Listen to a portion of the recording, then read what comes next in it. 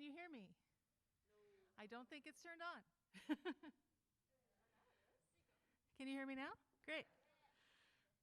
I'm Shannon Hannigan. I teach literary arts at Perpich, and I'm so glad we have guests tonight. It's the first in a year. Although I think the theater program had a couple. Yeah, we've been waiting all year to see live people in an audience. And thank you so much for coming out. I know right now, after a year of staying at home, the temptation is to continue to do so.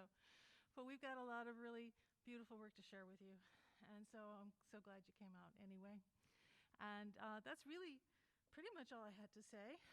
We have a couple of MCs tonight who are going to do the hard work.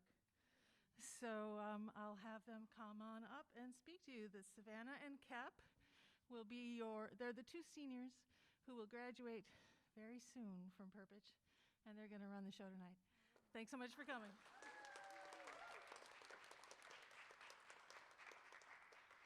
All right. Hello, everyone. And Shannon kind of already said it, but thank you again for coming. We are really excited about this, especially in this time of pandemic, to get together and do this. So thank you.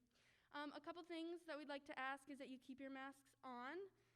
There will be an intermission, and you can take some water, take off your mask and drink. And we ask that you keep your phones off and the ringer off, but off would be a little bit better. And we also want to say thank you to Con, for our principal, for helping us plan this whole thing and making sure that we're all staying safe. And also a thank you to Shannon for being our teacher. We love you, Shannon. Thank you.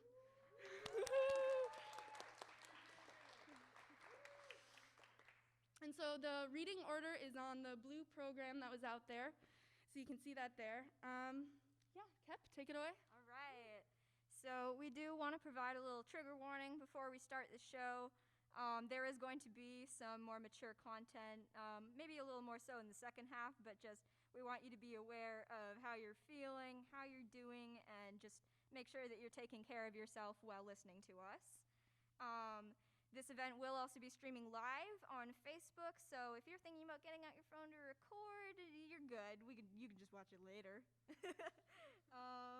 It'll be available afterward. We want to thank our media kids for helping us. Big shout out to you guys. You deserve those brownies. A lot of these pieces will also be available in the Lit Mag afterwards. So if you're looking to read those, and also if you want to support our Lit Mag, which you should, you can check those out there. War and Geese. When is it available? Sometime in May. Yeah, sometime in May. And welcome to our show, Morons and Oxymorons.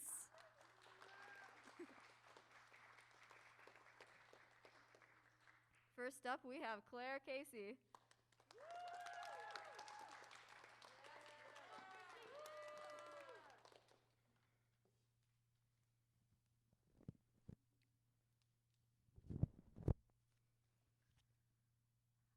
Hello. So this piece is about my extended family's annual trip to Wisconsin every summer. It's called Lake Michigan. The day had settled into a stagnant, stale heat. It hung in the air and caught on our scrawny arms as we clambered down to the beach. The steps were sun-bleached and frail, sand pushed deep inside every crack and crevice, too weak to beat back at the dry, bitter grasses that pushed up the sandbanks. We stank of sunscreen, pale streaks of it on our shoulders, the younger kids unable to wait. The stretch of sand was narrow, pinned underneath the cliffs by the threatening, gnawing jaws of water that crashed against it. The adults sauntered along behind us, weighed down with water coolers and paperbacks. My brother and I were already halfway down to the beach, our cousin Cade close at our heels. The girls were older by enough that they didn't share our enthusiasm, squinting at the sun from behind giant sunglasses and laughing at phones. I slowed down, emulating them, schooling my gaze into a cool aloofness. We found the perfect spot tucked in between two families with little kids. We spread out our beach towels, stretching their colors across the white sand as flags. This was ours. We kicked off our Crocs and ran to the water's edge, feeling the shift from soft, sun-soaked sand to wet, shivering clumps of grit. Less than an ankle deep in the mouth of the waves, and I shuddered, the cold creeping up my spine and sinking through my skin.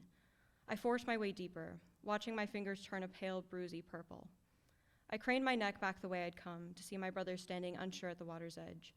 Cade was complaining while his mom slathered his back with sunscreen. Shay and Quinn had settled into the sand with vague promises that they'd be in a minute. I turned back to face the lake, brilliant blue, layered and twisting over itself like the coils of a snake, rushing and receding and roiling. I was up to my waist now, my teeth chattering so violently I thought they might shatter under the force of my jaws. The waves were bigger now, glistening white foam breaching the blue before diving back under. My brother crept up beside me, his skinny arms clasped around his ribs, his lips tinged with blue. We were sitting at the cold, and we both glanced back at the shore. Cade had waded in, and the girls were standing on the sand, their heels skidding reluctantly against it as they followed. I splashed excitedly, dipping my shoulders under the water and drawing my legs against my chest, letting myself be pushed and pulled by the waves, my breath shuddering in painful gasps. The girls gritted their teeth and winced, but waved us over, pointing vaguely to the right. I nodded and half-marched, half-doggy-paddled my way to where they pointed, meeting them in the middle. Quinn pursed her lips conspiratorially. "There's a sandbar further in. You want to go?" Shay nodded, and so did Cade. I giggled awkwardly, my lungs shivering and jerky. We formed a procession, Quinn and Shay making casual conversation about people I didn't know at a school I knew nothing about, in a place I visited once a year. I fell quiet, numb to the cold and afraid of doing anything else embarrassing or immature. The water lapped above my elbows now. My brother was up to his neck, but stubbornly continued. It was barely at the bottom of Quinn's ribs. I glanced anxiously at my brother. If it was much farther out, he would go under. I opened my mouth to say something, but thought better of it and closed it. No point being a wimp. He could swim. He'd be fine. The sun burned down on us, the chilling blue water expelling the heat before it could dry our shoulders.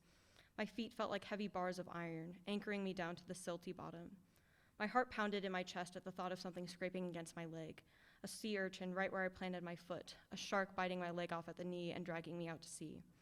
I wanted to go back. The adults looked like mealworms, tiny squirming ovals dotting the shore with their colorful apparel. How much further? I sputtered, spitting out lake water as my jaw dipped under. Not much, Shay shrugged, glancing at me. Her eyebrows hung low over her eyes in concern. Are you okay? My neck stretched above the pale gray surface. My brother had started swimming awkwardly beside me. Yeah, I'm fine, I assured. I just wanted to get to the sandbar. Icy water mixed with my sunscreen, hanging in strands of my hair and leaving an oily residue on my skin. I gave up trying to stand. My toes hurt too much from scraping the bottom, so I started swimming, my gangly legs jutting and kicking through the water. I stopped straining my neck to watch the horizon, focusing instead on the water crashing against my face. Suddenly my knee hit something soft. A spray of sand had grazed my skin, the sandbar.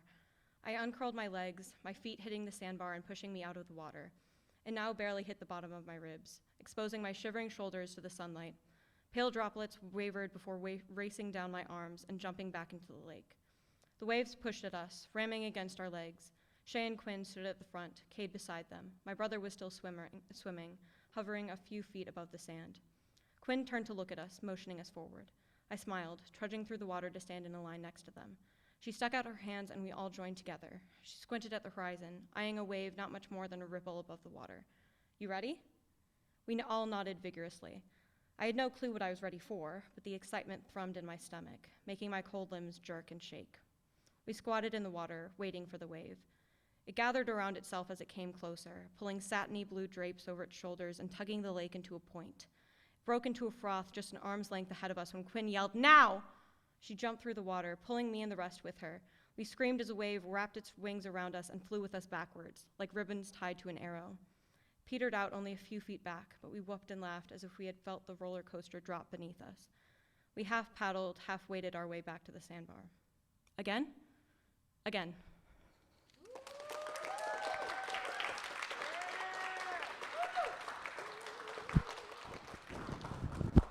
Next up is Willa Cantlin.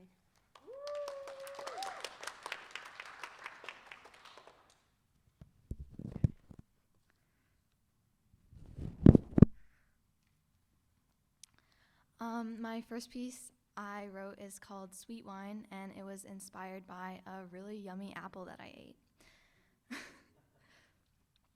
The apples taste of sweet wine as the leaves fall slow and sad. She sits across from me on the old wooden barrel cracked with age.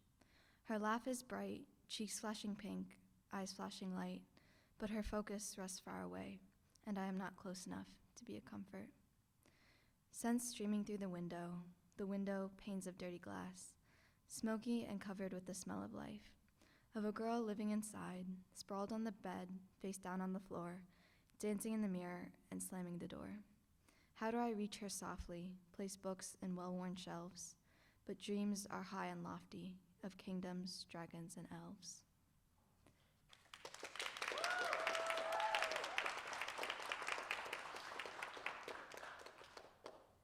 And my second piece is called Birdies, and the first draft of this was scribbled onto a notebook that Kennedy gave me while I was sitting on my roof. Yeah. Restraint, a skill I practice now, placing danger back into drawers and wicking moisture from my cheek.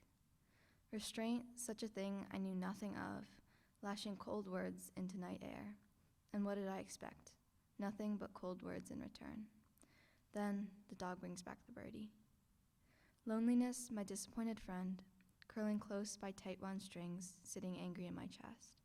Again, the dog brings back the birdie. Breathing, I failed once more. Cool, smooth anger, ripping from the facets of immaturity and long-held fear. Hurt, but too proud to name it, retreating with brisk footfalls. Once more, the dog brings back the birdie.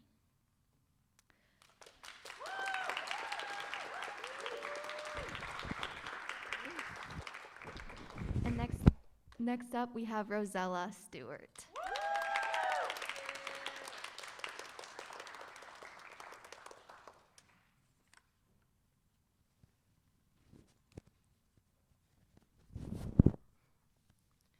Alrighty, hey guys.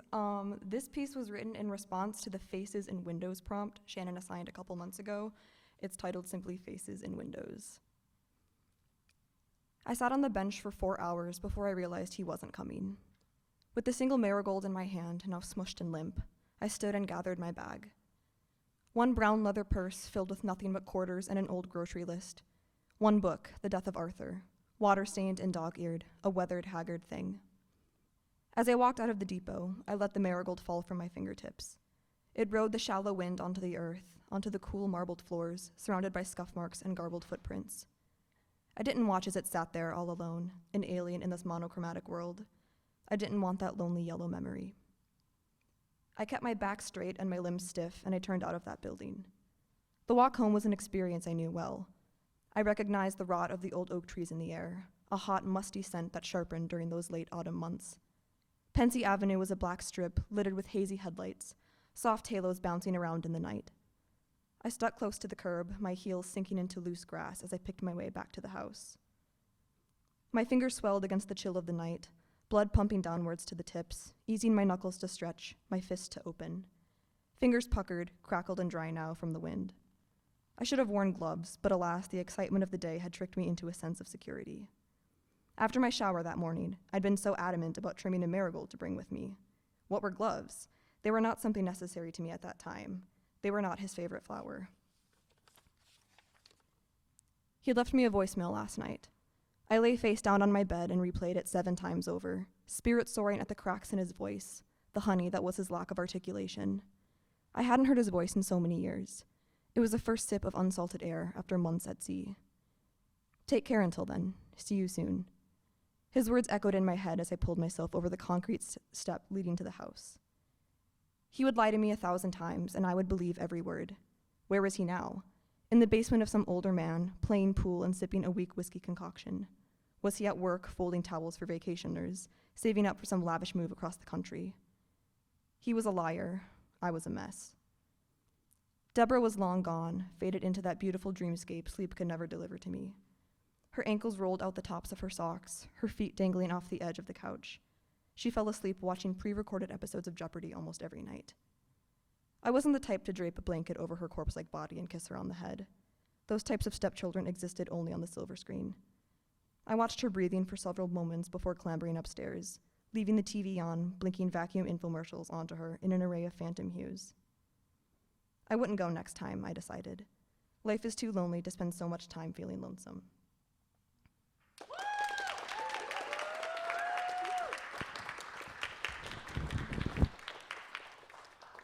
And up next is a poem by Brian Croyle Johnson.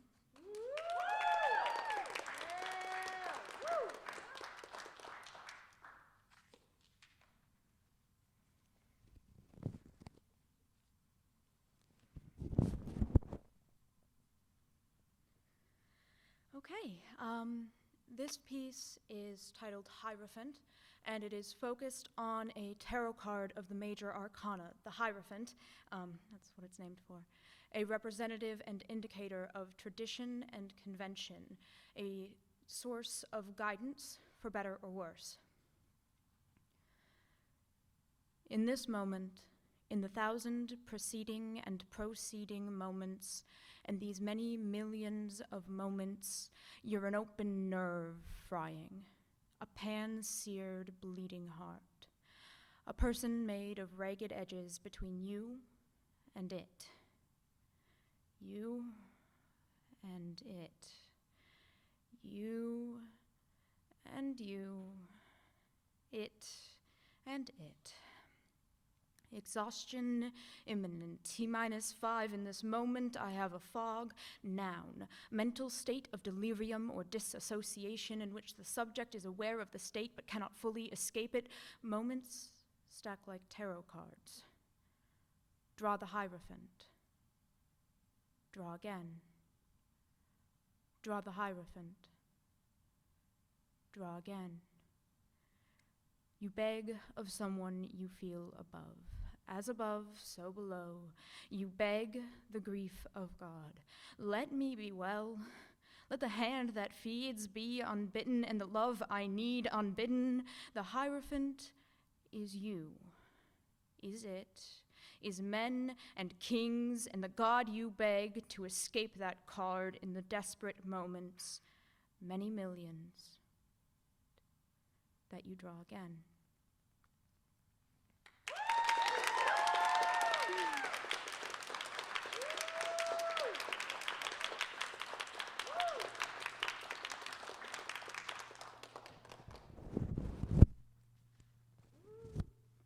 Next up is Samantha Rexstadt.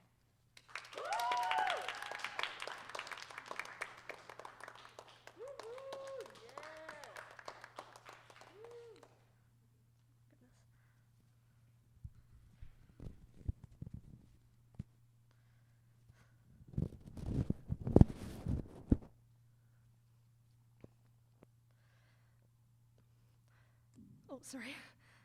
Okay, this piece is called When You Stare Out the Window Stares Back. I wrote it on Halloween. It's a work of fiction, by the way. I feel I need to specify that. My window has always been stained. Right from the day I moved in, the glass was tarnished. At first, I scrubbed at it, starting with proper cleaners, then desperately moving on to dish soaps and other more unconventional choices. They only made it dirtier. I could still see out the window, but it was all blurred, and it picked up a more peculiar odor over time, too. It smelled dusty, but in a sour way. If I smelled it long enough, I could pick up hints of metal and salt. Sometimes, I'll be reading a book, and out of the corner of my eye, I'll see the sun trying to force its way in.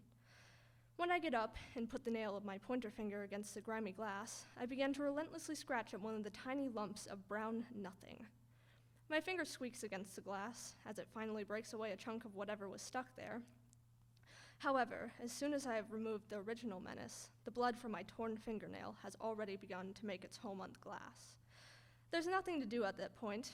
This is just how the window will always be. So I make my way to the bathroom and I cover my wound. The gash is strange. It is much larger than it reasonably should be, being that only the upper half of my nail had come off. Still, I wrap it up and I head back to my room. I've decided that I can just pull the curtains over the window and turn the overhead light on. As I approach the mangled mess of window stains, I notice something new. I look over at the spot where my nail had broken, and I am immediately captivated by the sight of my own blood, as it has formed something. It's not just another lump or smudge that would serve only to nauseate me. The blood stares back at me with 2 wide eyes. Its mouth has turned into a long frown, and its nose is pulled straight to its upper lip. The face has no real shape, its expression.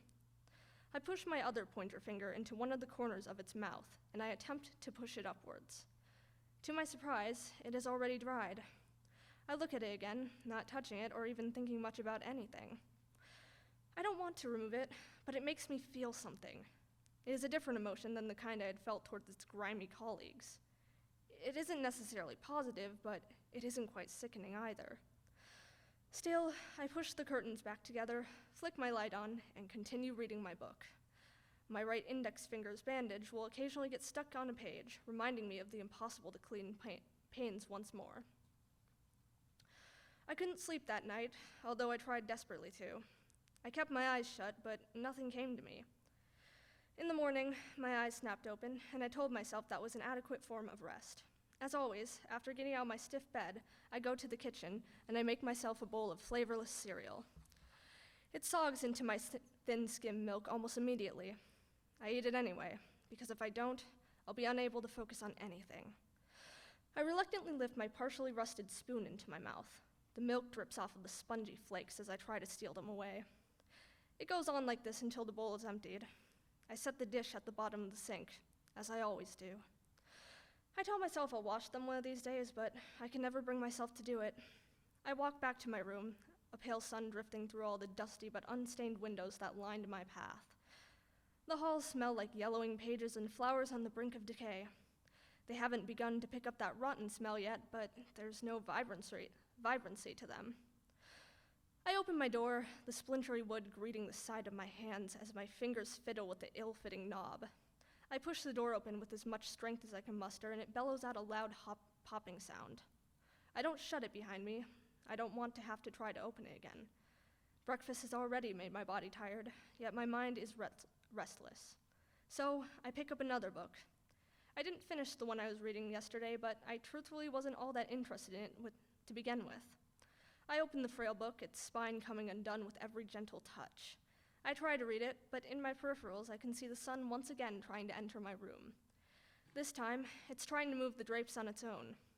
I get up to open them. The sun seemed weak moments ago, but it clearly strengthened and grown since. I make my way to the curtains and swiftly yank them open. There are new stains, of course, but the ones around the face had actually begun to disappear. I look at it questioningly, but I don't really feel that suspicious. I just feel motivated. I take both my thumb and my forefinger and lower them to a brown stain positioned on one of the far corners of the window. I scratch at them as I did the day before, this time being more careful with my nails. They're short, but ripping them off hurts like hell. Soon, I find myself being caught up in the process. The original brown ridge on the window pane is chipping away like the one before it. This one is so much sharper than before. It forces me to circle the tips of my fingers around it while I attack. Still, my fingers both end up bloody again. I don't think to pull away at all this time. I just move on to more and more clumps of various browns until I've cleaned nearly half of the window. I leave for the bathroom again, already knowing what this process entails, even though I've only done it once. I walk back to my room and look at the now half-red glass. The whole bottom part has become a deep crimson, and the older each stain is, the darker and ashier it has become.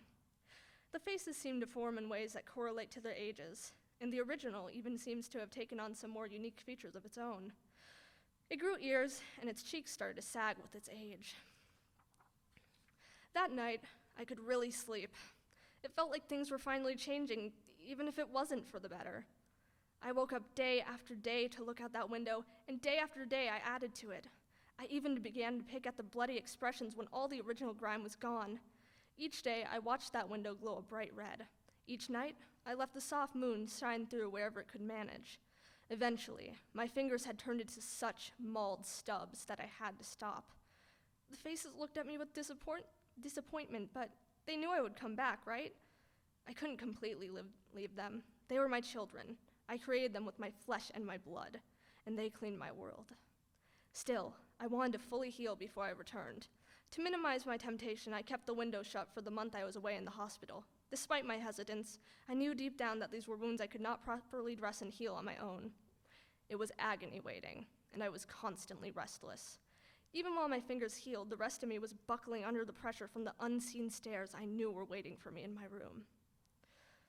When the 2 weeks were up, I ripped the curtains right off their rods. They fell onto the floor, coughing up dust when they landed. I stared at the window with pain gripping my heart. My beautiful faces were gone. The window was now just a metal layer of brown sludge. It was like I had nothing to begin with. All that was left now was to start again.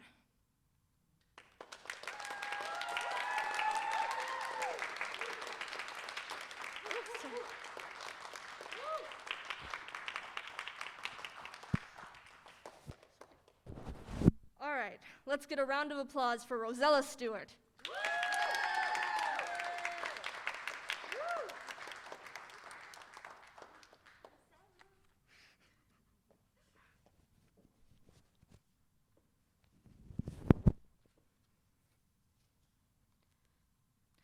All right, this is a piece I wrote about body dysmorphia called Glass Doors. She's staring at me. Her motions follow mine.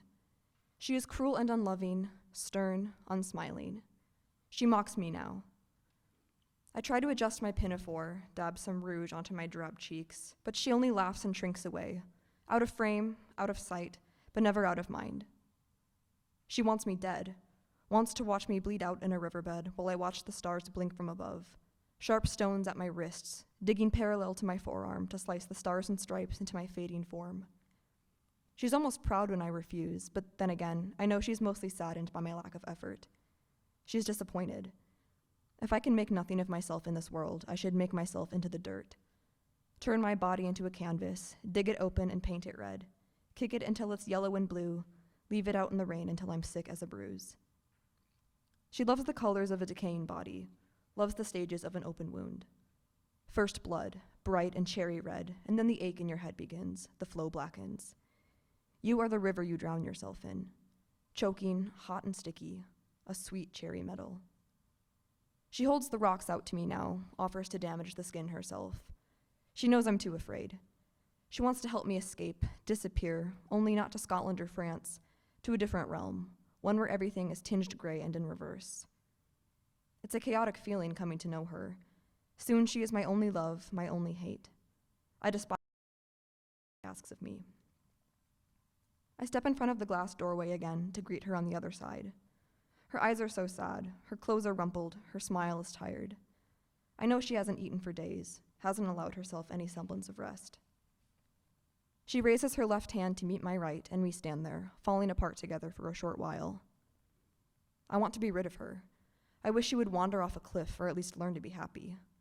I want a life without her stepping and catching on every shadow I cast, but without her, I will love no one. She's the only person who understands this strange desire to live and die in the same second. My hand grows cold and I pull it back. She does the same. Her lipstick is a little smudged.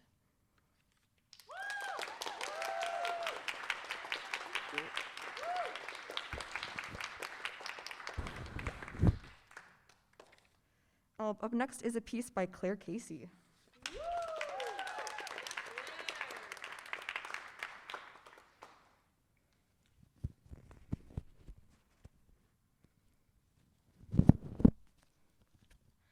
Okay, this piece is inspired by the painting Resurrection of the Waitress by Honoré Scherer.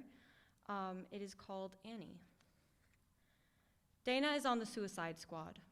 It's relatively new, their uniform still an untarnished crimson. Odessa, Texas had no need of one until metal ate the skies and the night turned to a permanent faded teal. They serve mostly the old and tired or the young and listless, the ones who have tugged at the rails of their elaborate playpen without much success. Dana has never wailed for escape, but she knows the walls are there. She knows they are a threat and not a sanctuary, a fact that should send her screaming, scraping her nails against concrete until they are nothing but dust. But she is programmed to do otherwise, so she does not. She is one of 5 new specialized automatons assigned to Odessa, a test run before more units are released globally. They sit in a neat row in their small station, little more than a bus stop on the side of the road. They wait, red shorts puddling on their seats, bare plastic torsos gleaming under fluorescent lights. The storefronts crowd them with pink neon and lewd advertising, clicking heels and 7 different kinds of smoke. Dana can identify them all. Her brown hair is perfectly coiffed and curled around her face, slim strands of dyed synthetic hair melted into place around wide brown eyes and small, unassuming lips. Her face was designed for kindness. Her 4 coworkers sit motionless beside her, their eyes similarly trained on nothing, long cords plugged into the ports behind their ears, whispering rapidly into their whirring metal insides. Elijah stands suddenly as the cord falls away. A red pinwheel emerges from his back, and with a low hum, it begins to turn despite the stagnant air around them. He lifts off into the ill turquoise sky with little more than a bounce in his heel, the first call of the night. Each automaton responds only to certain calls. Jillian takes the poppers and the slicers. Anjong takes the zappers and the shooters, and so on. Dana used to take the jumpers, but after the accident, she was reassigned to drowners and dosers. Elijah takes the jumpers now, along with the special cases. Occasionally, if there's an overload, the automatons will be assigned outside their specialties, but very rarely. In the year since the accident, it has only happened twice. The program director had been furious when Dana was damaged. It scrapped all their progress, and they were forced to restart the trial period. The others were reset, and Dana was rebuilt. She shivered subconsciously at the memory of her broken parts, her silicone and plastic shattered and ground into the asphalt. She remembers staring at the sky, her color perception destroyed, the skyscraper cast in shades of gray. She had jerked her head to the side and seen him, the jumper, just like her, splayed and pinned to the pavement as buildings bore down on them. Except she was here, back to normal, and he was rotting somewhere in the desert. Life continues around them. People who had craned their heads with concern after Elijah flew off resumed their easy smiles, having paid their due empathy to some poor soul somewhere in the city. Endless chatter echoes through Dana's spiraling blue cord. Police reports, robberies, domestic disturbances. She picks it apart slowly, taking her time. Nothing of interest, nothing of need. 10 minutes pass. Elijah returns. He's covered in blood and what appears to be vomit on his shorts. A special. Dana wonders what the special had tried. Elijah resumes his position and plugs in his cord as metal arms reach out from the station to restore his uniform back to its vibrant red. Anjong is called next. She takes 20 minutes. When she returns, there is no blood, no vomit, no water or signs of anything at all, maybe a choker. The sky begins to lighten, a green tinge adding to the sallow soup of yellow, pink, and blue. Dana never saw the sky before light pollution, except in a photo, a great expanse of violent midnight blue pinned to the earth. A drowner down at the docks. False alarm, there's striker, no assistance necessary. A striker. After you are saved, they put you in a rehabilitation center out in the desert, miles of dust and spindly dead things until you learn to behave yourself. You have 3 chances, 3 strikes. After that, you become a striker, crossing the line from asset to liability, a waste of city resources. You are no longer worth saving. Dana can think of only one citizen on their last strike. Something spasms in her chest, something painful. Dana pulls the cord from her ear and stands. The other 4 snap their heads to the side to stare at her. They speak at once. False alarm, a striker, no assistance necessary. It has always soothed her when they spoke in tandem, their voices rushing over each other, lapping away at sharp edges. It does not soothe her now. She hears a small pop as the pinwheel extends from between her shoulder blades. No assistance necessary, worker Dana, Elijah repeats slowly, his eyes fixed on her, ready to spring. Dana meets his gaze, then bounces on her heels and rockets into the air. Elijah hurtles after her, grasping at her bare feet. The pain spasms in her chest again, tightening around her lungs. She kicks Elijah in the face. She hears plastic shatter.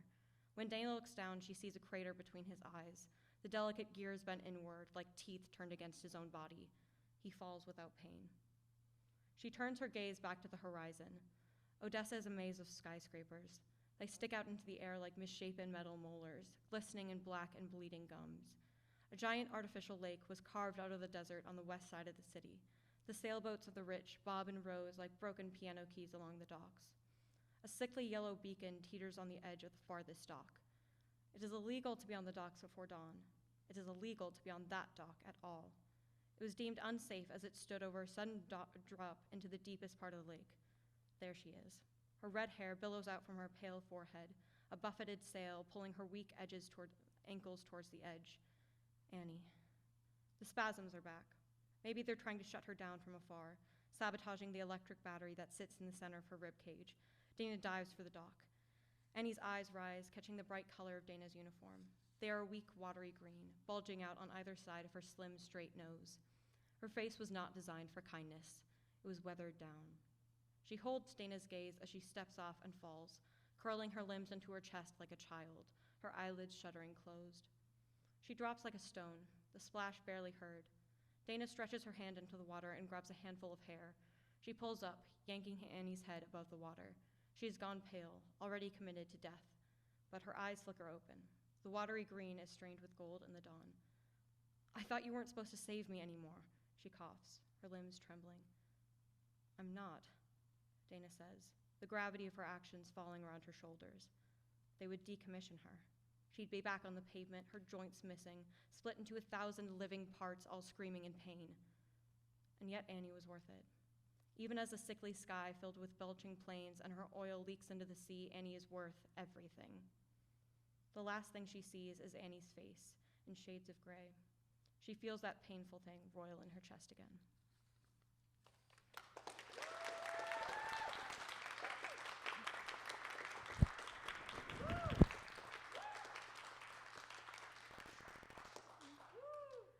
Prepare yourself for the godliness that is Kepler Smirnov. There you are.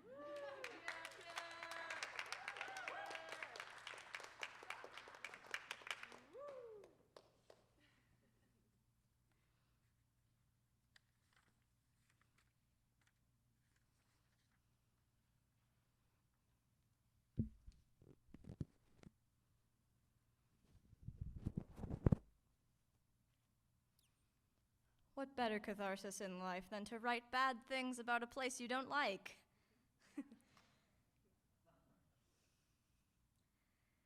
Ivy pulls herself sopping wet out of the lake, nearly slipping on the algae-covered stairs as she steps onto the dock. She lets the water dribble down around her feet, listening to the droplets as they slip between the rotted wood slats.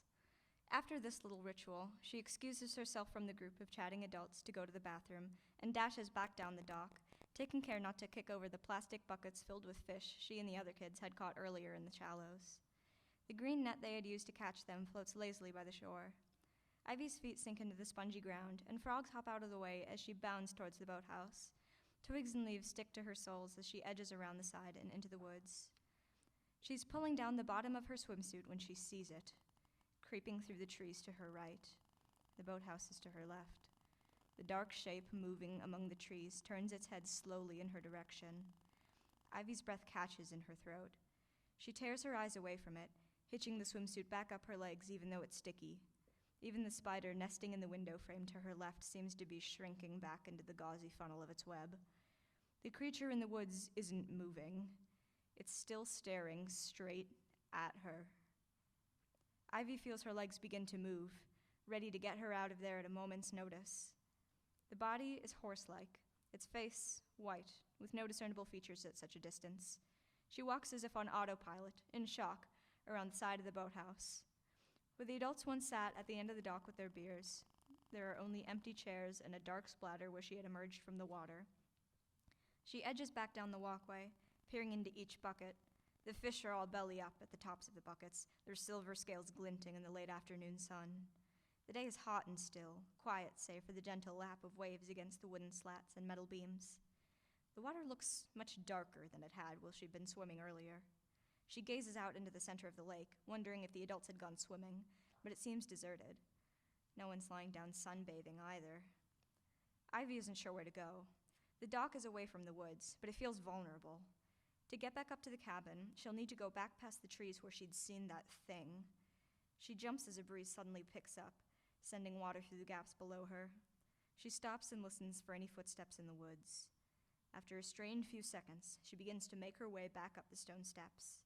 The fire pit is still burning, but there's no one sitting around it anymore. She wonders if a kid got sick or hurt badly back upstairs. That was the only logical explanation for the absence of any adults.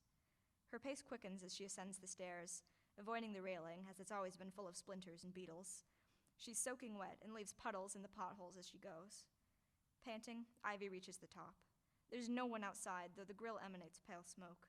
She vaults the concrete front stoop despite the pine needles and flings open the door. No one is in the kitchen or the dining room. "Hello?" she calls. There's no response. Maybe they're at the other cabin? A dark, wet trail follows Ivy as she wanders across the threshold. No one on any of the couches. She peers over one of the cushier ones and yelps as she sees Henry and Caleb hiding behind it, pressed into the shape of the furniture, tight-lipped. "Shh," Caleb hisses. Ivy instinctively drops to her hands and knees, edging around the side of the couch to join the two boys. "Where is everyone?" she mouths. Caleb and Henry shake their heads. "Hiding." Ivy realizes what they're hiding from. "You saw it too," she says. Panic begins to edge into her voice. The boys nod, wide-eyed. Henry's freckles stand out against his fear-paled skin, while Caleb has bitten to the quick of his left thumbnail. "You shouldn't do that," Ivy tells Caleb. "What if it can smell blood?" Caleb shoves his spit-covered thumb into the pocket of his cargo shorts, staring fearfully at the scabs on his knees. "It's okay if it's dry, I bet." Caleb doesn't seem any less panicked. "Is everyone in this cabin?" Ivy asks Henry, who seems slightly less shell-shocked than Caleb despite his previous silence. He points down the hall. "They're down there." Ivy stares down the dark wood hall. Little light permeates the deep brown wood panels when the doors are closed, so it takes her a second to see them. Pressed against the cat and mouse tapestry at the opposite end are Mateo and Amelie, and that's it. "Are they okay?" Ivy asks. They certainly don't look okay, in her opinion. They're stock still and visibly shaking, even from where she's sitting. "I don't know. They saw it first," Henry says. "I'll check on them." "Be careful." "I will be," he says, and begins a slow crawl, muffled by the orange and red shag carpet, into the darkness.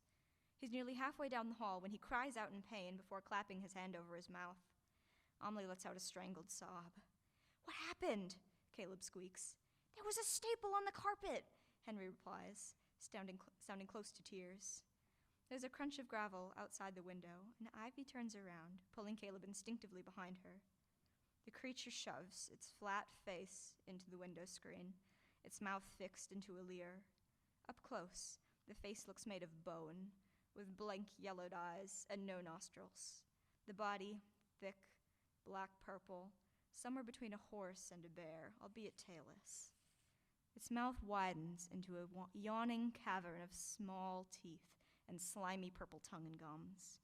It raises a leg, just a sturdy equine limb ending in not a hoof but a human hand with long fingers, and knocks on the outside of the cabin. It's tall enough it can see right over the back of the couches and look right at Ivy and Caleb. Its mouth flares open and closed a few times, tasting the air, before it begins to speak in raspy tones, an unidentifiable language. It keeps knocking on the side of the house, rhythmically. Against the blue sky and green trees, it looks like a void. Its face presses closer into the bug screens, threatening to break through. Viscous saliva slides down the inside as it shoves more and more. The screen creaks and splits. "Run," Ivy gasps, shoving Caleb towards the doors, ready to fight. She hears him run, and the bathroom door opens and snaps shut on her other side. The creature shoves itself, almost liquid, through the window and into the cabin, advancing upon Ivy. She scrambles like a trapped mouse over the side of the couch, searching for the poker, which is down by the campfire they'd started earlier. The creature smiles so widely it may just turn inside out. "Nowhere to run," it growls in raspy English. It pushes the couch aside with ease, with those horrible, disconcerting human hands, and advances further on Ivy, forcing her into the living room and against the windows, the wooden bench digging into her legs. Caleb has barely wriggled out of the bathroom window when he hears Ivy begin to scream.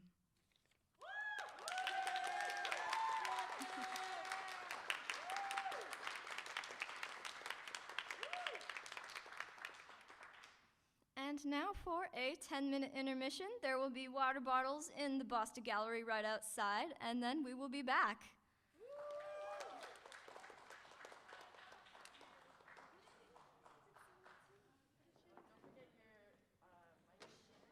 I had an idea.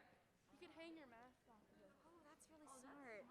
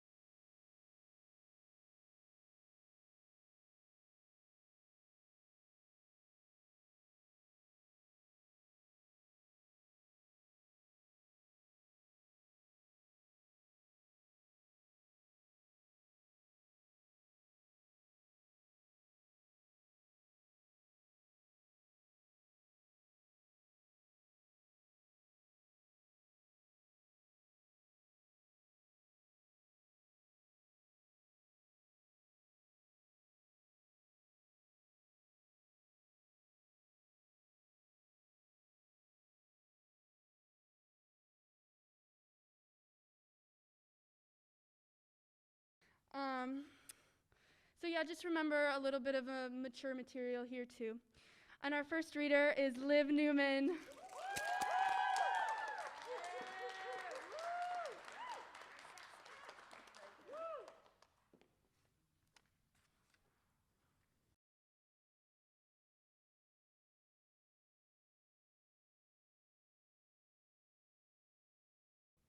All right. You guys ready for this one? It's pretty crazy, honestly. All right, here we go. Can't see anything. Ooh, okay. Okay, this one is called Where Were You Last Night? Where were you last night? I opened my eyes, blinking to adjust to the light. The branches above me swayed in a breeze that was gentle, a mid-morning kind that had a bit of a chill to it. The leaves reflected the sun off of them, and I watched as they danced, wondering why I'd heard the voice of my mother in my head. It was because I knew she would worry. Even before this moment, even before I had come to find myself waking up under this tree in the first place. She worried herself to death, really. Anything put the little crinkle above her brow, the one I befriended after years of being a witness to her troubles. I sighed and touched my face. I couldn't lay here for long, but a few more moments wouldn't harm anyone. Anyone except her, I suppose. My fingers reached down to touch the grass as I tried to think. Nothing came to me, and I almost liked it that way. The peace of mornings is one best not broken. The leaves were green in a way that showed the season, fresh and spring and framing the sky. The spaces between the leaves seemed to spell something. Where were you last night? I rubbed my eyes and blinked. The leaves waved in their normal manner again. I decided it was time to go and sat up from my resting place. The road I was lying on left me with a nasty crick in the neck, and I decided that the ground was the best place not to rest anymore. My bike was a few feet away, lying on its side and looking just as bent up as I was. Picking it up and brushing the dirt from the seat, I examined it for any real damage. My book I had brought was surprisingly still in the front basket, looking just as I had left it. How had I left it? I picked it up and read the cover. Where were you last night? I closed my eyes and shook my head, placing it back down into the basket and riding off as quickly as I could. The square was quiet as I rode through, despite the amount of people exiting and entering shops. No mouths moved in conversation. They all looked about as they walked. It was as if they were listening for something, like the sound of leaves rustling along the gutter or the chain of my bike cranking on its gears. I searched their faces, a few of them that came close as I rode past. None made eye contact. I came to the market after I decided something to eat might clear whatever confusion I was having. I stopped my bike in front of my favorite cart, one with peaches all lined up together on display. I peered into the darkness behind the little cart into the store. No one was there, a very strange thing on a day like this. I reached for a peach, ready to let my fingers close around it and have it as my breakfast. Where were you last night? I drew my hand back in surprise, the words not sounding as they should in my ears. My eyes snapped upwards to find the shop owner staring at me with an intensity I'd never known him to possess. I couldn't recall his name in that moment, the details of it all escaping me. What did you say? I said, the words barely being able to form in my mouth. 5 cents, please, he answered, extending his hand and looking down toward the peach I had just reached for. I dug into my pocket for the change and gave it to him, taking the peach and riding off after the first bite. The road home wasn't a long one, but it gave me plenty of time to finish my breakfast as I passed from the shops to where the houses started to appear. I spit the pit of the fruit into the gutter and let my sticky hand rest on the handle. My thoughts wandered with my surroundings all being so familiar. Was it all really so familiar? A man was standing on the other side of the road just ahead of me, looking just as the others had in the square. I didn't expect him to pay me any mind, but as soon as I got close enough to see his face, he began waving me down and saying something in a language I did not know. I stopped for him to see if I could help him in some way, but he seemed hysterical to the point where it was beyond my abilities. He yelled at me in whatever language it was that I did not understand, waving his arms and looking very upset. I began trying to explain the best I could. I'm sorry. I don't know how to help. What do you need from me? He stopped the moment I spoke and stared at me, his face calm. Where were you last night? A few moments passed as we looked at each other until he walked away, his hysterics completely gone without any explanation. I looked after him as he continued walking. My bike could not go any faster if I tried. The neighborhood rushed by me in a blur, the house blending all together as I looked straight ahead. I got to my house soon enough, throwing my bike down in the yard and approaching the steps as I had climbed so many times. I tripped on the last stair and nearly fell into the silent house. I closed the door behind me slowly, not wanting to disturb it all. The hallway down to the kitchen looked long in the dark, and I touched the walls as I peered into the doorways of other rooms on the way. Was anyone home? Who lived here with us, anyway? I stood just outside the kitchen then, looking into the space with hardly any light coming in. A woman sat on the table facing away from me. My mother. I listened to her sitting there in the silence for a moment before taking a small step forward. The floor creaked under my foot, and she heard it. Her head turned slowly to look at me, her face looking awfully sad. That crinkle above her brow was the most familiar thing I'd seen all day. I knew what she wanted to say. She opened her mouth to speak, and no words came out. Next is Ruby Coyle.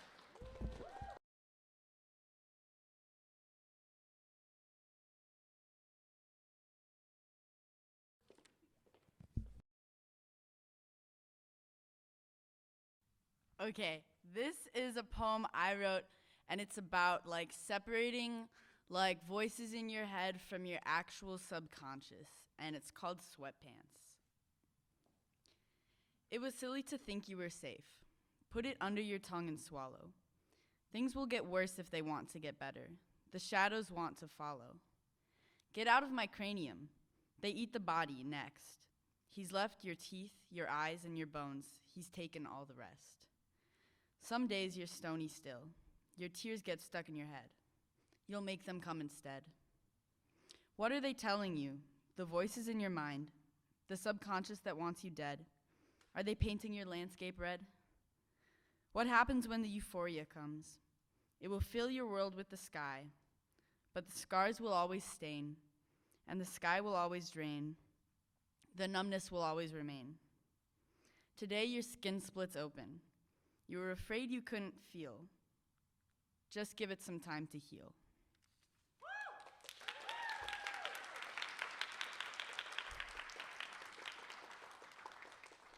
All right, I have another one. This one was like my quarantine poem, and it's about the relationships that humans can form with inanimate objects in their life. It's called Machines. My machines are sitting in a neat little square. They don't believe I am who I say. How can they trust me? I have given them no reason to. I have machines that make me numb. I have machines that make me shake. I have machines that are supposed to make me bleed, but blood comes on all on its own. Blood on a white blanket. It's seeping into the walls. Blood drying on my legs, coloring my machines, red on blue on me. One machine left me today. He knew he was being replaced. He heard me. So he vanished into his own cracks, I suppose. Machines can make you cry. I think I'll pick it back up. Chip off the blood. Press that button 1, 2, 3 seconds. One more round before I bleed out. I die.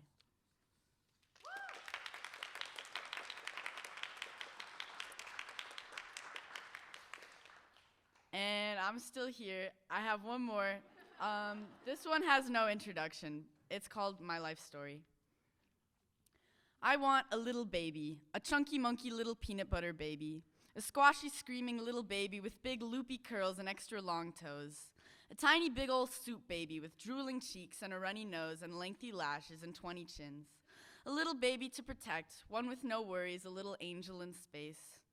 I want to hug my little baby. I want to take 10 billion pictures of it and highway walls and elevator doors and urinals for everyone to stare at.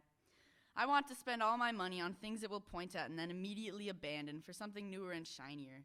I want to bite my nails to my elbows, worrying about this little baby's future and pretend everything is going to be okay, so this little baby believes it too. I am a little baby. I'm a little baby who cries when it's hungry and cries when it's tired and cries when it's bored. I'm a teeny toddler who throws tantrums and refuses to eat. I'm a big giant baby with big giant cheeks and dimples, and I don't know how I got to high school or who let me in, but I skipped my nap today, and I'm this close to absolutely losing my shit if anyone here even looks at me funny. Everyone is telling me that someday I'll be all grown up, and these problems will seem so stupid and small. I just don't think I can take them seriously. Big bunch of dumb babies sitting in their own shit.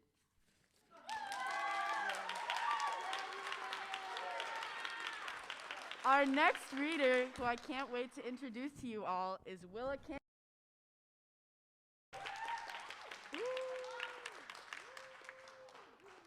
Hey guys, I'm back.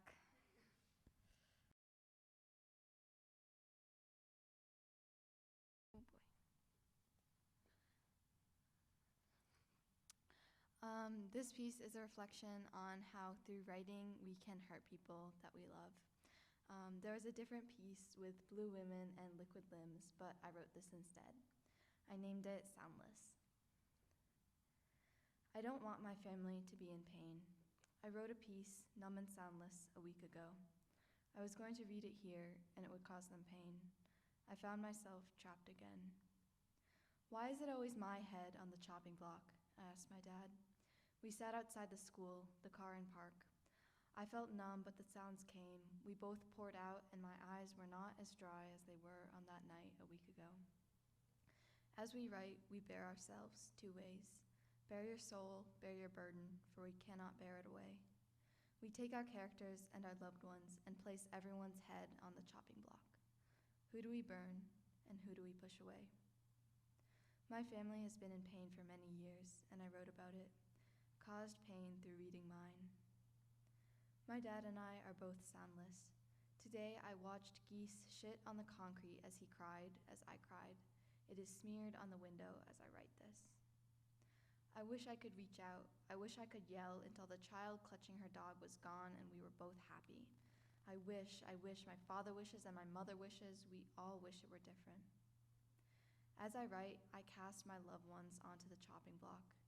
My bloody head is rolling around the basket. The typing of the keys replaces my soundless mouth. It burns, all version of myself burn as I am frustrated and spiteful and I want to cast them into the cold, watch the geese shit on them and curl into soft fur. I inherited everything from them. We are irreversibly tangled and I do not wish to cut the threads. As I grow, I gain understanding. Empathy is difficult, but cold, soundless mouths are worse, and we are all growing, all in pain. We will all burn together. I cannot separate myself from my dad, my mom from her. Dad should be painted smiling, mom in motion, and her with threads in her hands. Understanding is painted in golden pink. Life is not veneered, and I will not paint it rosy. Understanding is sounds and untangling threads. Understanding is blue women and dogs with soft fur. Aging feels like understanding. I'm not old, but I am not 6 anymore. Empathy is the sweat on my fingers and a hand rubbing my shoulder, not batted away. We have never been at the top of the world, high and mighty and mountainous. Tethers exist in our skin and our throats. I will draw blue women until my joints age and I inherit fine lines. We will exist through the timelines. Wish it were different and take a step forward. I am not still and I am not liquid. I am not 6 years old and I cannot blame them. I can only love them as they love me and hope we will grow. We are tied together and the threads are not cut.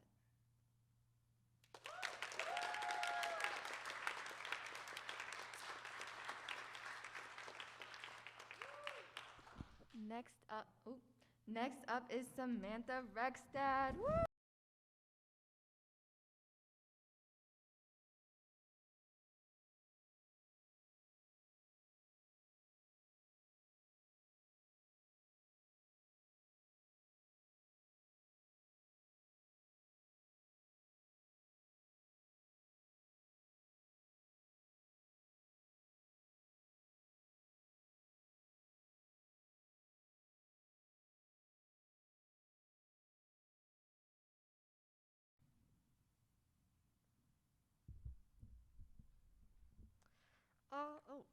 One more thing. All right, really this time. This piece is called Taken by a Dream. I wrote it while thinking about some of the things I love, one of which being summer. Somewhere on the southern outskirts of town, there is a cave. It has been there, it has always obviously been there, but no one wants to enter it. The last person foolish enough to do so was not so fortunate enough to return. Her name was Celia, an ordinary woman in her mid-20s. She had probably known about that cave since her childhood. She had probably thought about it for years. It's unclear as to why she finally decided to enter it, and who's to say what the determining factor was. 10 years have passed since her disappearance, and most people have probably stopped thinking about her. In some ways, it's like she was never here at all. Her impacts were minimal. They were mostly appreciated by her family, and because of this, she is most likely only missed by them as well. There's no saying where she is now. The answers are long lost to time. The warm summer air spills over all her senses. It's like a thick rush of fresh honey covering everything in its tracks. Celia has always loved summer, and even as so many aspects of her life have changed, that has not. Like flowers and warmth during summer, it's enough to put someone in a trance.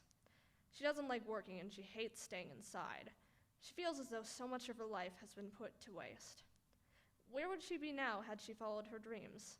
What stopped her from following them? These days, she works for the weekend and not much else feels that worthwhile. She's been told time and time again to enjoy the journey as much as the destination, but to her, the journey is a bore. Celia's job is ordinary. She works in an office dotted all over with blinding fluorescent lights. She hates the way they faintly buzz. It gives her a headache. It's different from the busy hum of a bee or the faint fluttering of a butterfly's wings. She misses her childhood too, despite how complicated it was. She's an adult because she has to be, not because she is. Deep down, she still has wanderlust that plagues her every thought. Wouldn't life be better if she could escape? Wouldn't it be better if she was happy?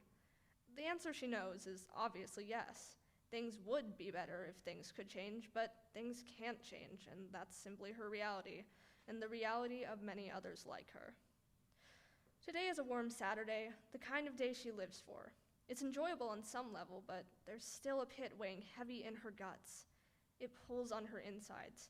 It reminds her of her fleeting joy. She has lived in the same town all her life. It's a little podunk called Autumn's Oak. It's dead like the season it's named after. It looks dull. It is dull. She can't move away. She can't afford it. She lives only a few blocks away from her childhood home. Out of courtesy, she still sometimes visits her parents. They're ornery, and they only ever speak praise of her to their friends. She's their accomplishment. Her own accomplishments are void. She's supposed to be at their house tomorrow, but she doesn't want to go. She doesn't want to leave her porch at all. The air holds her too tight. Even as the sun begins its nightly descent, she doesn't want to go in. She wants to stay outside. She wants to stay a child. When she was 10 years old, she wandered to the southmost edge of town, to a place she had never really gone before. It wasn't wild and exciting like she had expected. It was actually quite barren. There was overgrown grass that got stuck in the spokes of her bike's tires. They looked like little hands pulling her closer. She let her bike tumble to the ground, and then she explored on foot. Somewhere, past the faceless rocks and the twisted weeds, there was a dark opening in the mountainside. She approached it, then grasped the rocky entrance and tried to stare inside. It looked like an endless void. It piqued her curiosity. Just as she took her first step in, she noticed the sunset to the west. If she wasn't home before dark, there would be hell to pay. She dashed to her bike and burned rubber all the way home. That night, she wondered what was in that cave. Thoughts surrounding it clouded her brain, eventually putting her to sleep. She never went inside to see. She never solved that mystery. Now, she's in her 20s. Time has flown past her like a harsh wind. Morning turns to day. Day turns to evening. Evening turns to night, and night turns back to morning. Today is no exception. It seems as though the sun has risen only moments after it set. Maybe she fell asleep. Maybe she was just so spaced out that she may as well have been. That's what the why of it all matters not to her. She only knows that she needs to be productive now. Not productive as in a working till your fingertips bleed kind of way, but productive as in a way that will make her happy. She steps off of her porch and she walks south. The 4 directions are simple in this town. A lot of things are simple here. Each step is light and airy, even as the air itself weighs thick and heavy. She walks, paying no mind to anything other than her own journey. She walks as the sun shifts and as the temperature fluctuates. She walks because one day she might not be able to. In time, she walks right into a grass tall enough to reach her knees. She pushes through it, even as it grabs her legs like spokes. Just past warm, brown, chunky rocks and weeds that twirl in the summer breeze, there is a cave. The cave. It's dark as ever. It's as intriguing as ever. And it's devoid of consequences now as well. Just as she takes her first step inside, she looks to the west. The sun isn't setting, but it wouldn't make a difference now if it was. The cave is dark, as expected. Her eyes adjust quickly and open up to the world she had been missing. It's like her eyes had completely transformed to see best in the darkest of darkness. The floor is rough, and there are murky puddles surrounding her. Stalactites hang close above her head. She lifts her hand to touch one, but it's just out of reach. The cave spans far less area than she had assumed it to. She reaches the end shortly. At the furthest periphery of the cave, there is a tall, winding object, like a giant pink shell. She picks up her pace and reaches out to it. A tune akin to one in a music box begins to fill her senses, and she feels her heartbeat against the inside of her chest. She feels a surge of warmth, and her mind begins to melt. Her eyes squeeze shut involuntarily, and for a moment, everything goes dark. Then, a warm yellow haze greets her as she begins to regain consciousness. Beneath her is a bed of pillowy light sand that comforts her. Still, she rises from where she lay and looks out to everything around her. To her left is a shimmering emerald ocean that reflects the sun. To her right are palm trees and large bushes adorned with red and white flowers. Behind them all are storefronts and a freshly paved road. Amidst it all, there is a sign. Welcome to Summer's Joy.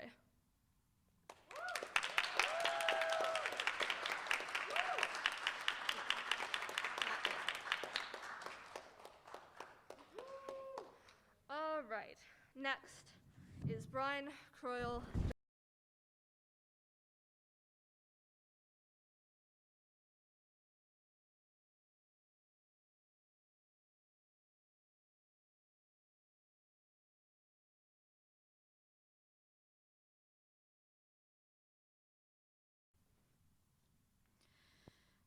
I'm back. This is a poem called Rhythm, and that's it. The beat of life, heartbeat, oh rhythm. Mouths cannot mimic that noise, that comfort. Here it is, in my chest, in your chest. Bloodies my hands, bloodies my head. Iron, sodium, nitrogen, oxygen, nitrogen, sodium, iron, oxygen, oxygen, oxygen. In and out. Particle flashing, dancing, electrons, neutrons, protons, electrons, neutrons, protons, in and out. Power, power, power. Lung, inflate. Lead balloon in chest, lead balloon in and out. In and out. In and out. Chest cavity which sugar rots, blood and phlegm and bone and flesh. Eat, eat, eat. Hunger for bones, for flesh, for blood, for soil, consume.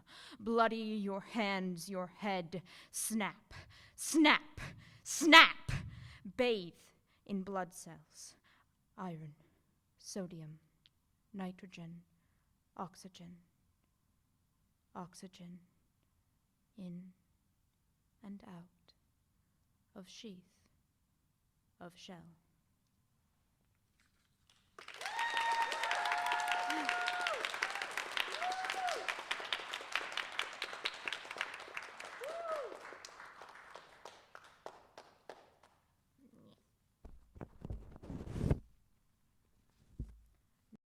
Is Kepler.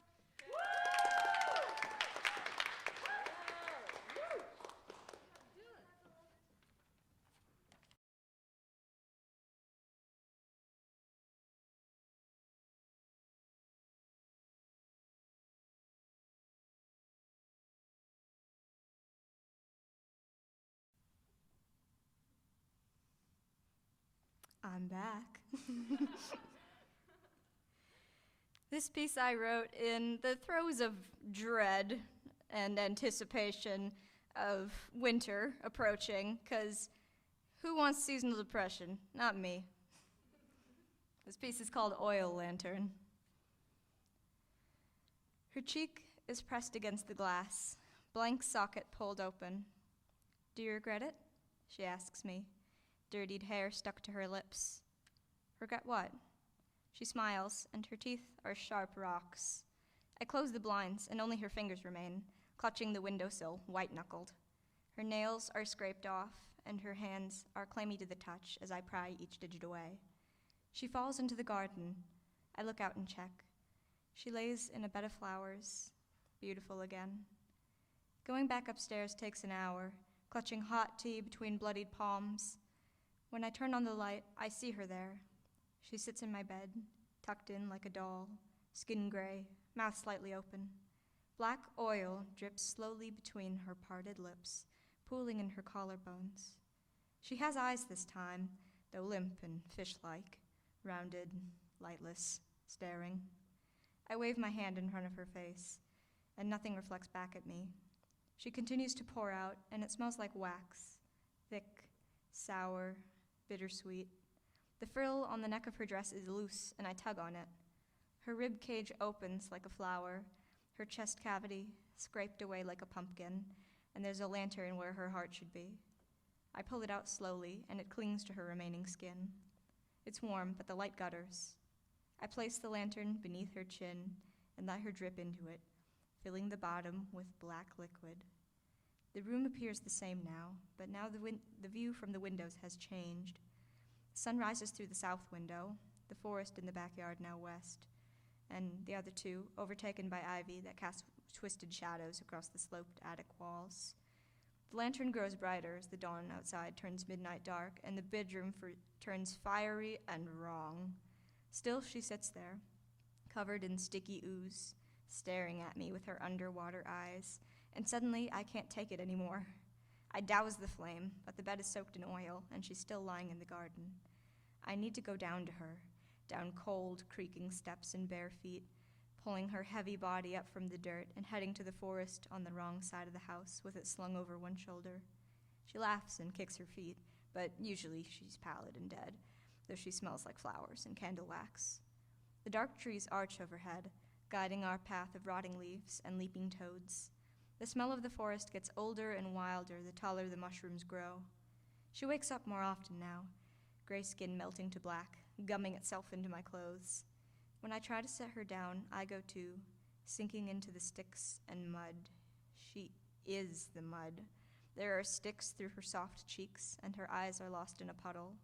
I try to find them for her, but she smiles, tells me she likes it better this way. She's gone now, and I'm on solid ground, the trees stretching to the heavens below. I walk upside down, and there are white fish clenched in each hand. I drop them into the sky, sapphire blue and starless. Fog weaves around the base of each tree, and sometimes I see her lantern in the distance, lost in the tangle, though the lights are usually just deer souls. I still have no shoes. My exposed skin frosts, leaving a breadcrumb trail of moon-white flesh, and when I look back, I know that it's not fall anymore, even if nothing else is certain.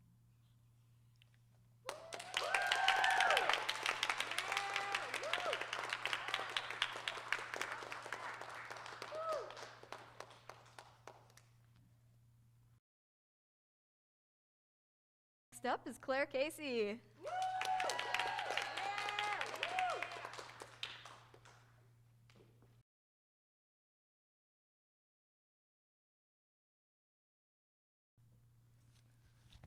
Hello. This is the story of how I turned a birthday card into a breakdown. He sent you a card. It skitters across the counter, fragile and pale blue under the glaring fluorescent lights. The scent of tobacco, smoke, and cologne releases into the air as I open it. Like a cloud of ink, it settles over my hair, my clothes, the pads of my fingers, smearing over the writing. His words rise from memories I thought buried. They catch in my throat and blur in my eyes. Dear Claire, I'm better now. I want to see you. I want to pull you back to dead rooms, rooms barren and blank because I scavenged your childhood, sold it off. I needed the money. I thought you wouldn't notice. Don't you remember your grasping little hands while I cook fairy tales until your eyes close? I comb through memories of these stories in your lilting voice. I let them flip and fall past my fingertips. Hundreds, and yet no, I don't remember. Your father act fell apart before my long-term memory kicked in. Mom purses her lips as she reads. I might not, but she remembers. Me crying in a barred crib in a lonely house. You passed out in a garden of brown glass bottles. Her slamming the door to the sound of fading sirens as red and blue light dyes our living room. Voices like ice over a deep pond, shattering with each well-placed blow, twisting my voice into circles around yours, an unspoken promise to myself I'm not going back. Happy birthday, sweetheart. The third one without you. Love, Dad.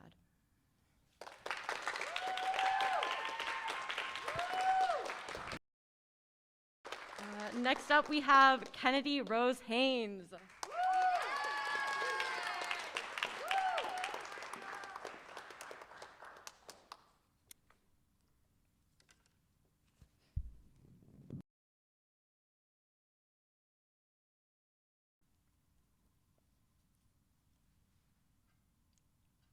Hello. How's everyone doing tonight? I hope good. New face. So, this first piece I have is called We All Cry. It was a silly little thing that probably holds too much space in my heart. Can't let it go. I cry, she cries, they cry, we all cry. I beam, she beams, they beam, we all beam. I sob, she sobs, they stare, we both cry. I cry, she stares, they laugh, you all laugh. I prosper, she cries, they cry, we all cry.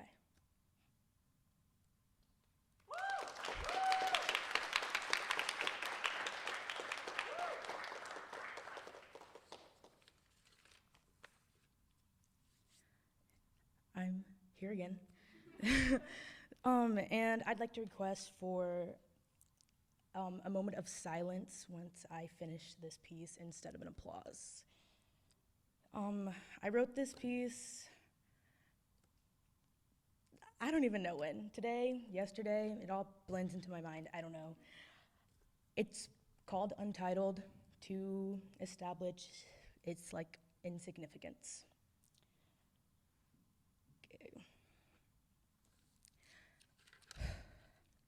I'm afraid for my black father and my black brother when red and blue lights saturate their rearview mirrors, when a black hoodie adorns their black skin.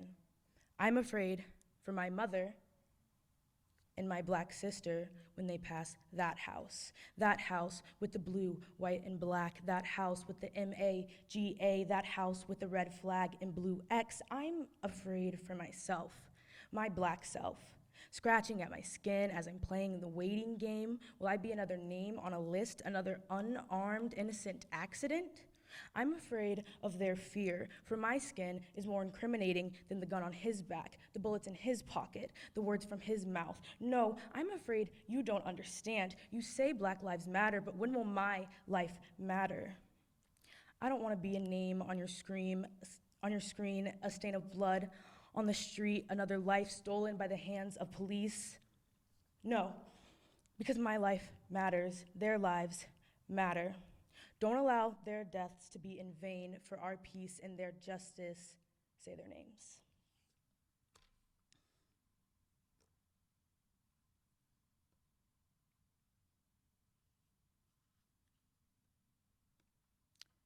Thank you, everybody.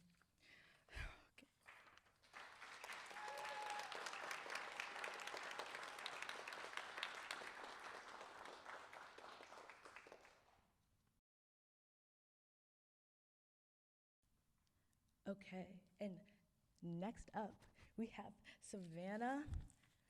I'm not even gonna try and butcher your last name because I've been anxious about it the whole time. Here we go, Savannah.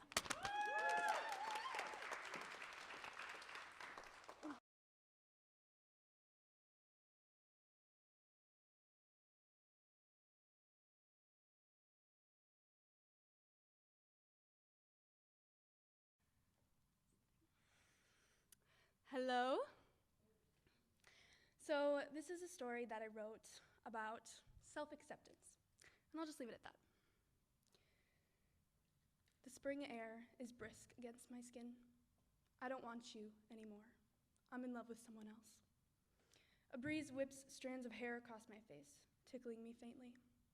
My nose itches, just as tears well up behind my eyes, but they keep talking. I'm sorry, I love you too, but words. Floating, just floating on the wind, like the hair brushing my face. The difference, the words are no longer attached to their owner. They drift along with the breeze until they reach my ears. But all I can think is how this isn't where they will stop. Quickly, the words furrow deep, and pain disperses, like the shrapnel of a gunshot wound I'd somehow managed to survive. I'm breathing, living. All the while, a deep ache hollows out my chest and turns my insides queasy. For months, it will dig its hole deeper, daunting. Life will refuse to stop in the meantime, not even a pause. Even at night, I cannot escape. My dreams swallow me up whole. Racked with the same conscious thought, am I not enough? Now, it is a calm August summer evening. Fall is soon approaching, but tonight, the sun lays its warmth down to stay. As I walk, I look at the night sky, and their words drift into my head once more. I don't want you. This happens still, though not as often as the first weeks. Abrupt, the burrowed pain stretches out to bite me. Tonight, the memory creeps like a snake hiding from its prey. It slithers around in my veins, spewing its poison into my blood, and rage fills me up for being so pitifully stuck.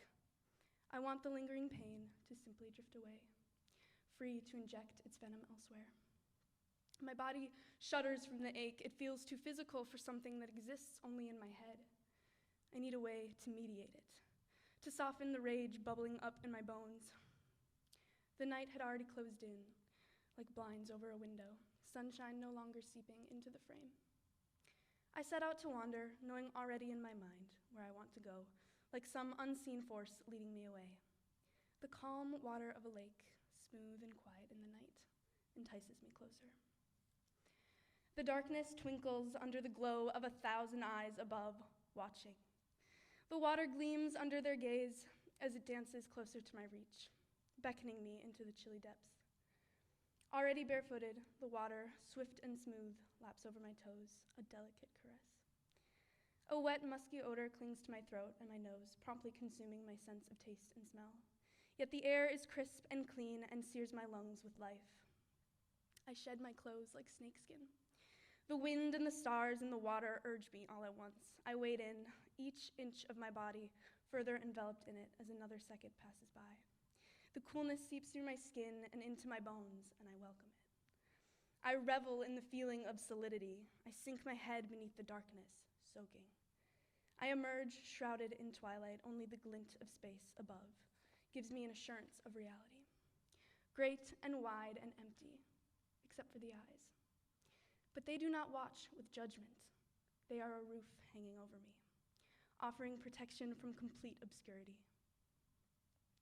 2 dragonflies hum close above the water. They coil inches above the surface, carelessly batting their long, thin, angelic wings as they circle each other in a frenzy. The beat of their wings, a murmur against the silence. They settle together among the water's swaying foliage, blue, shiny bodies coupling to create the outline of a perfect heart, completely bending to the instincts of their own nature. They leave soon after, the buzzing of their wings returning to the song of the night. I watch my own body, naked and free, and I feel like I could stay in this place, in this state, forever. I am the earth, and the earth is me, and we are barbaric.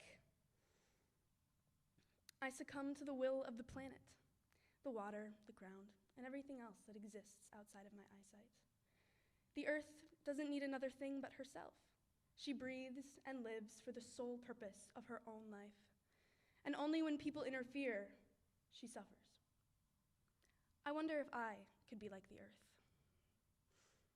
self-sufficient amongst the chaos of humanity, strong enough to transform my heart into a bed of soil, a home that welcomes growth. My thoughts, like a field of wildflowers, freely and vibrantly colored and constantly expanding. My limbs could make for vines, always reaching for a new destination. I allow the cool water to soothe me. I let it heal me. And under the quiet thrum of the world, I know that I will be okay. Alone, I am simply a product of Earth's capacity to bear life. And like Earth, I belong to no one but myself and the ground beneath my feet, to which one day I will return.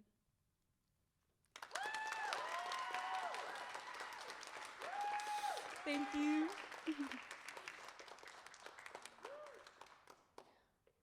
And next up is Liv Newman.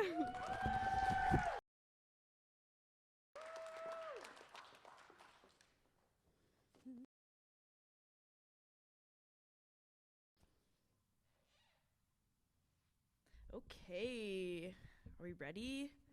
Okay, we're ready. This one is a cute little piece of, well, it's not really that cute, but it's a little piece of prose poetry that, I don't know, I like it a lot. It's called My Father in 6 Words or Less. He never tells me where we're going before we get there, and I pick holes in the fake leather upholstery as if I hate the man. We drive up a mountain, and I know where we're going this time. Heaven, it feels like, straight up. And I never understand how his little car makes it, but we make it. My auntie told me her friend hung herself on this hill, and somehow I know my little girl eyes should be imagining fairies among the trees instead of a body swinging all the way up. I can't ask him where we're going, even if I want to. He keeps the music up, and I soon find the only way I can impress him is if I know all the words. We know all the words, he and I, but never sing together. It's Dinosaur Park, because it is free and we are free together. After he gets out and lights a smoke, he falls ahead but holds his hand out behind him, waiting for mine. I walk ahead all the way up so he can catch me if I fall. We only care about the top, the view. I trip on my flip-flops and brush the ash from my hair. The dinosaur at the top is the tallest, the one you can see from everywhere. I try to look up, but my stomach turns. My legs feel wobbly. I discover that it is possible to feel small at the top of the world. I look at my father, and he says, "Me too, me too, me too."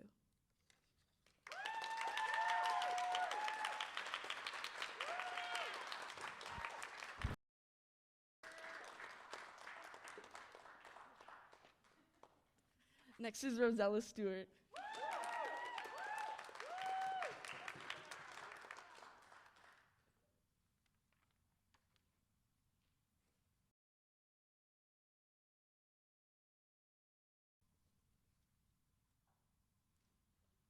Alrighty. A friend of mine asked me to write about time, how it moves so quickly, and how maybe time was never really ours to begin with. Here's what I came up with. This piece is called The Charming Man. Life wore a dark gray trench coat. It hung to his knees in the back, and the tail flapped behind him as he walked, surfing some invisible wind. I watched him as he passed, stepping alongside the grainy riverbed. From the passenger seat of a parked car, I watched as his silhouette faded into that of another tree in the distance. His back was always turned to me, the buttoned back of that ashy twill. He may as well have been a faceless being. What color were his eyes? Did he squint when he faced the sun? Life liked to hover around innocuous places in my life. Halloween parties thrown by a friend I never really got to know, swing sets in the backyards of neighbors out of town. Life stood still whenever Death Cab came on the radio.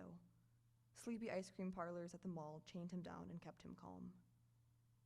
Nowadays it seems he's always in some mad rush. A businessman with a broken watch, he puts Alice's rabbit to shame. Perhaps he drives a Navy vehicle to some generous hub in New York City, an American Psycho by some other name. People would think he was an Arthur seeing his face, but he was not. Always that gray trench coat, always on the run. I wonder what you run from, who hurt you. Thinking back to when time was mine, but now she has gone too, off like the others so dearly departed. It's not enough to regret the times we had. It's not even enough to beg her back. She's sharing cups of tea with some med student downtown. She's wasting away in a cubicle with a phone to her face. Last week I saw her flirting with death, her lips soft on his neck. It didn't bother me, not the way it would have before I knew her. Time and I were friends once, before she got it into her mind to hate herself, shattering mirrors and putting the glass to her skin. I always thought she was beautiful in a strange way, but she would never believe me, avoiding her reflection until even seeing herself in my eyes became too much. If anything, I hope he makes her happy. Now I only follow this man from the river, this business mogul and his evasive ways. One day I will collapse into the street and his car will pass, but by then I will have given up on this chase.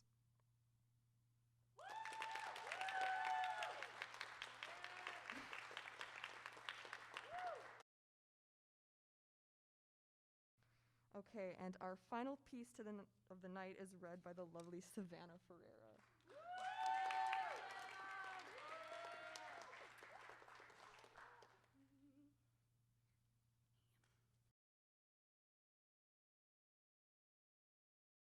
Hello again. This is a little isolation, quarantine-inspired poem I wrote to the people that I've lost and to the people who are just no longer in my life anymore and to the people I haven't seen for about a year now, just to say that I remember them. Will you forget me when the sun goes down? Does my heartbeat still resound? An echo in the chest bound to fade after the lights kiss years around in space? I have left my dust along the way, where you may find it someday. Bones are meant to decay, and just so, heavy hearts are not made of stone. That weight, it will go. I'll sit inside you and stretch my wings, take up room where there's some to give. In this secret place of ours, I'll live. A memory lost is a wish unspoken, a silence so thick it may never be broken. I'll be among the stars. Their light is like mine, with how it reaches far, but sometimes not there at all. When the shine from the window glints golden, will you think of me? Because it's me in the dust motes that pass by as time stills for a moment, collecting above the mantle where my picture hangs. And all the moments that precede look back at what used to be. Yet forward is the only way to step, backwards won't last. Hours don't spin. Days are only phases tucked between closed eyelids. Beneath dotted in blues and greens, and that's where we are.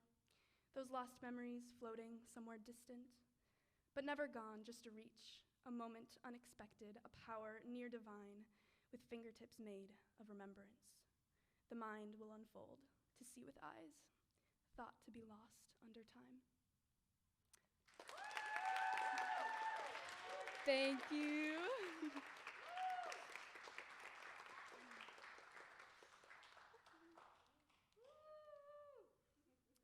Okay, let me just quick transition.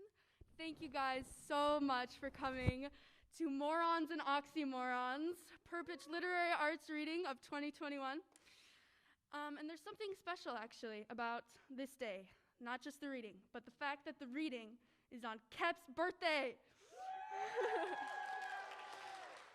So here's what we're gonna do. Kep's gonna come up here and we're gonna sing happy birthday. All right, I'll start us off. Happy birthday to you. Happy birthday to you. Happy birthday, dear Kep. Happy birthday to you.